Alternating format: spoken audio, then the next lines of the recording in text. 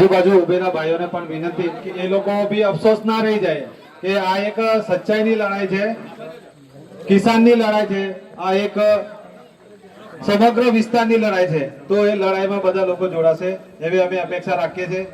બાકી સદસ્ય જોડો અભિયાનમાં તમે કેસ પહેરવા આગળ આવી શકો છો.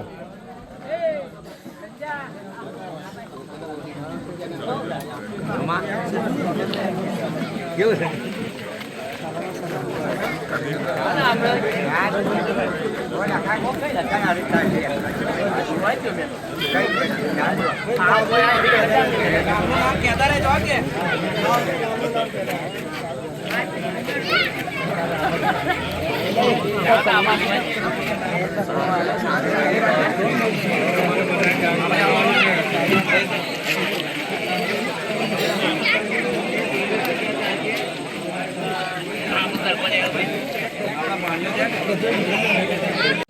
જેમણે નર્મદા જિલ્લામાં ભારતીય જનતા પાર્ટીમાં ખૂબ મોટું યોગદાન આપ્યું છે અને તેઓ આપણા વિસ્તારમાંથી જ આવે છે એવા આપણા દિનેશ કાકાજી અને તમામ આજુબાજુ ગામથી પધારેલ મારા યુવા સાથી મિત્રો, ગામના વડીલશ્રીઓ, ભાઈઓ બહેનો અને મારા યુવા સાથી મિત્રોનું આ તમામ નું આ જાહેર મંચ પરથી અમે દિલથી હાર્દિક સ્વાગત કરીએ છીએ.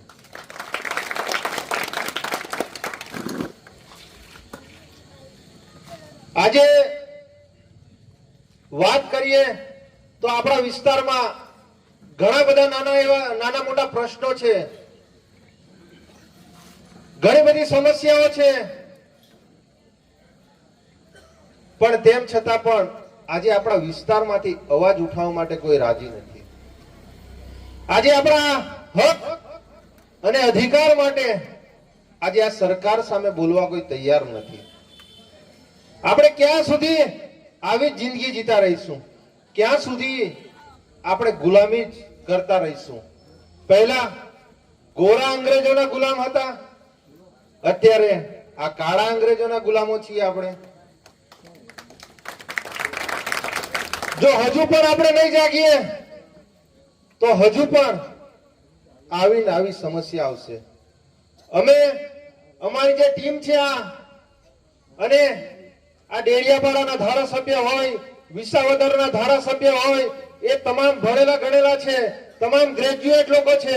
અમારી પર આ સરકાર સામે, આ પ્રશાસન સામે અવાજ ઉઠાવતા